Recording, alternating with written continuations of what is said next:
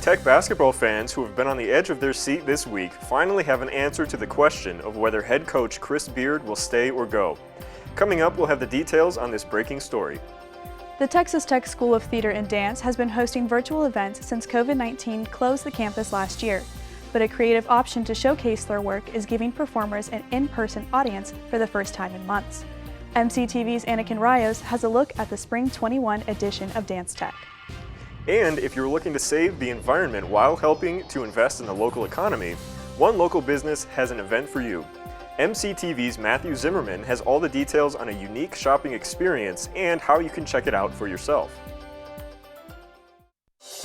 This is the MCTV Weekday Update. Welcome to the Thursday edition of the MCTV Weekday Update. I'm Nick Tauschek. And I'm Peri Jacobs. We have breaking news today after one of Texas Tech's most successful coaches has made a decision on his future with the university. Head men's basketball coach Chris Beard will be leaving Texas Tech for a new job at the University of Texas. The decision was confirmed by local Lubbock media through a Texas Tech official earlier today. The news of the hire comes almost a week after online media first began reporting that Beard was a top candidate for the head men's basketball job at UT. Beard is a Longhorn alumnus and served as a manager for the men's basketball team during his undergrad career. Beard would later go on to be an assistant coach under Bob Knight's tenure here at Tech, and he later returned in 2016 as head coach of the Red Raiders. Since 2016, Beard has led the team to 3 consecutive NCAA tournaments, including an appearance in the 2020 National Championship game. As of this afternoon, Beard has not made a formal statement regarding the hire, but an announcement is expected by the end of the week. In other news, reports of new cases of COVID-19 here in Lubbock County have dropped back down this week after a spike in positive tests last Thursday and Friday. Over the last 5 days, Lubbock health officials have reported an average of 11 new cases of the coronavirus. That's a significant drop compared to the 70 additional cases that were reported at the end of last week. Last Thursday, 30 new cases of COVID-19 were included in the daily report, followed by 40 more on Thursday. The spike led to speculation that an increase in positive tests could continue into this week, but that does not appear to be the case. As of yesterday, there were 176 active cases of COVID-19 in Lubbock County, after 13 additional cases were reported on Wednesday afternoon. There were also 10 new recoveries and no additional deaths. Another number that has improved and held mostly steady over the last few weeks is the number of hospitalized patients here in Lubbock. Yesterday afternoon, there were 19 patients reported to be in the hospital with COVID-19. That's less than half of the number of patients that were reported at the beginning of March. There has been a slight increase in the number of people in the hospital within the last 10 days, but luckily there has not been a spike in new patients after last week's sudden jump in positive tests. Here on campus, there were no new cases of the coronavirus included in yesterday's report. Wednesday's announcements included 1 new recovery, bringing the number of total active cases in the campus community down to 13. Overall, the university has reported 220 cases of COVID-19 since employees returned to campus in January. Over the last year, COVID-19 brought a halt to many different live events, including the performing arts. Here on campus, Tech School of Theater and Dance has not hosted an in-person show in front of a live audience since last March, but faculty and staff in the dance program came up with a hybrid option to safely bring people together while showcasing student work. MCTV's Anakin Rios took a short drive to a popular Lubbock entertainment venue to find out more. Thanks, guys. Well, I'm here at the Stars and Stripes Drive-In Theater here in Lubbock, where Texas Tech School of Theater and Dance are debuting their show, Dance Tech, not in person, but on the big screen. Dance Tech's performance, called The Movement, is a catalog of multiple dances put together as a film about different topics to express people's feelings about what's happening in our lives. I think just to see that dance can be an agent for change and to really make a statement about what's happening personally and politically. There's lots to choose from that's going on in the world right now, and I think using dance as a way to voice our concerns, our joys, our sorrows, I think is a really interesting way of, I think, combating all the issues that we've been dealing with in the pandemic. Dance Tech performances usually happen in person, but thanks to COVID-19, the School of Theater and Dance had to think outside of the box to get that in-person interaction while being safe. I don't know if it's a good or bad thing, but we're kind of used to it by now. It wasn't like a big shocker. It was just like, it is what it is now. So a lot of the dance world says now it's kind of a cool thing that you've had to go out of your comfort zone and be more creative. It's also a sad thing because nothing equals being right there, physically present in the performance. That's just what theater is about, that connection. Now, if you were unable to make it to the showing tonight, no need to worry, as the whole show will actually be uploaded onto the internet sometime in April. While the performance was shown as a motion picture, the School of Theater and Dance still felt their performance was captivating thanks to the use of editing and effects only used for film. I would encourage people to come see the show because it's at the drive-in, so you get to leave your house and be in your car and be safe, and you can wear your mask or not. It's a way to experience dance in a different sort of way through film versus a live performance. There's ways of editing the film to make it look different than what we'd see it on a normal proscenium stage. So I think it's seeing dance in a different medium, which a lot of people are actually used to, I think, because they don't come and see live dance. So this is another opportunity just to see what our program is doing. But at the end of the day, the School of Theater and Dance hope that in-person performances will come back to capture the personal connection and appreciation not possible with film. You realize what you had and how important it was to actually get up out of your home and go to the theater, because that was taken away. You're like, oh, I could have had that. So now we've had so much screen time. Maybe we'll get off the screens more, which I don't think we're in weak lack of, and get out in the theaters more and get outside and go see something on stage. I hope that's my hope. I think that's everyone's hope. And so maybe we'll get more of an appreciation of that again. For MCTV News, I'm Anakin Rios. It's been a pretty nice week here on the South Plains. Other than a windy start on Monday and a slight drop in temperatures midweek, conditions have been mild with lots of sunshine. But will the nicer weather continue into the weekend? Let's take a look at MCTV's forecast.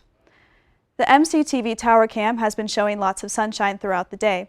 Temperatures have made a slight rebound from yesterday's cool down, with highs expected to climb into the mid-60s before sunset. Overnight, we'll see a few more clouds in the sky, with lows dropping back into the low 40s. Tomorrow, temperatures will continue to climb into the upper 60s, but we'll also see a return of the wind. Wind speeds are expected to stay around 20 to 30 miles per hour, with gusts reaching up to 40 miles per hour. Drought conditions continue throughout the South Plains area, and that means we could see a dust storm tomorrow, along with the heightened threat of wildfires.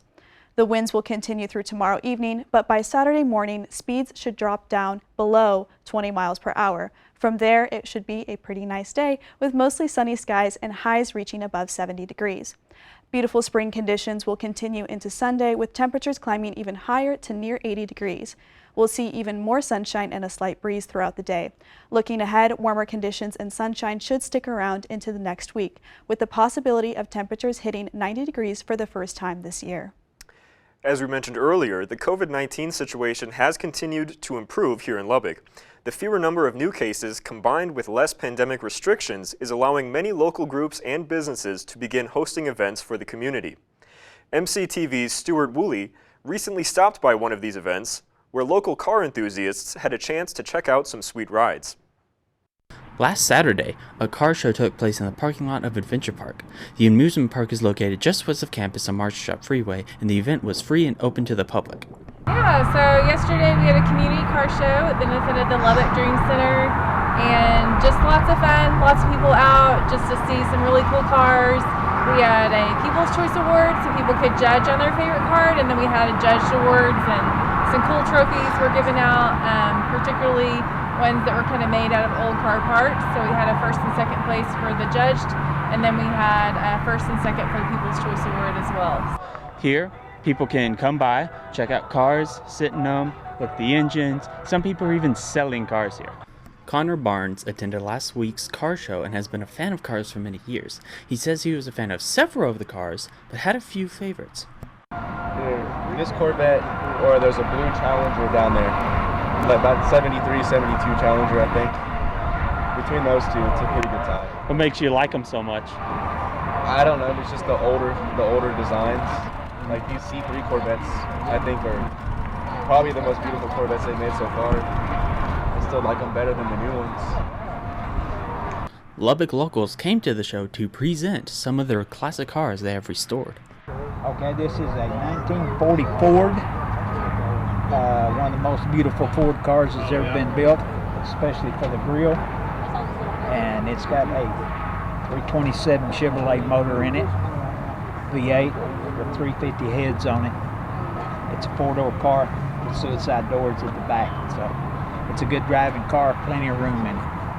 Saturday's event wasn't the first time the Adventure Park had hosted a car show, and they hope to do more in the future. You know, we had a car show last fall, and that went really well, and I think it fits with our park and our atmosphere. It allows families just something else to do that's family friendly, but also just kind of car enthusiasts. We have a go-kart track, so it kind of fits the park, and so what we decided to do is do a few a year and have them benefit a nonprofit. If you'd like more information on Adventure Park and future events, visit adventureparkfun.com. For MCTV, I'm Stuart Woolley. The Texas Tech baseball team is set to continue Big 12 play tonight after heading north for their next series. The Red Raiders will take on Kansas State Wildcats at 6 p.m. this evening in Manhattan. The series is starting a day earlier than normal due to this weekend's Easter holiday. Tech hopes to improve on their conference record after winning their first Big 12 series against Oklahoma State 2 weeks ago. A series victory against the Wildcats would also increase the Red Raiders' overall win record, which currently stands at 19-4. Other than one loss in March, Tech won all of the remaining 16 games they played last month. Along with tonight's series opener, Tech will also play tomorrow at 6 p.m. and finish out with a 4 p.m. start on Saturday. All 3 games will be available on Big 12 Now on ESPN+. Baseball won't be the only Red Raider team with Big 12 competition on the diamond this week. Tech softball is also getting set for action against what could be one of their toughest opponents of the season. The Red Raiders are currently in Austin, gearing up for a showdown with the number 7 ranked Texas Longhorns. Tech is looking to get back in the win column after dropping all 3 games in last weekend's series against Baylor. But the Longhorns won't make that easy. After going 24-3 in preseason play, Game 1 of the series is set for tonight at 6 p.m. at McCombs Field in Austin. Tomorrow's second matchup is also set for 6 p.m., and first pitch for the series closer will be at 1 on Sunday. If you're not planning to watch the series in person, you can catch all the action on the Longhorn Network. The 2021 Major League Baseball season officially kicks off today, with opening day action taking place in big league ballparks across the country. And even though both Texas teams are in action this weekend, one of those teams is making headlines for a lot more than what will be happening on the field. The Texas Rangers are officially kicking off the new season with a series against the Royals in Kansas City this weekend. But on Monday, the Rangers will host their annual home opening day festivities at Globe Life Field in Arlington. The team will take the field in front of what is expected to be a sold-out stadium for the first time since the COVID-19 pandemic kicked fans out of the stands for the regular season last year. In fact, the Rangers' first home game will be one of the first sporting events in the United States to allow 100% attendance since last March. The decision to fill the stadium happened last month after Governor Greg Abbott announced that businesses could reopen to full capacity. Fans will still be required to wear a face mask in the ballpark, but there will be no social distancing restrictions during this event. Over the last week, Ranger officials have received a lot of flack over the decision, including from President Joe Biden, who called the lack of capacity restrictions a mistake. If you're not planning to be in the crowd in Arlington, you can still catch the game this coming Monday at 3:05 on Bally Sports Southwest. There's a lot of shopping options in Lubbock for all sorts of items, including what some people might call junk.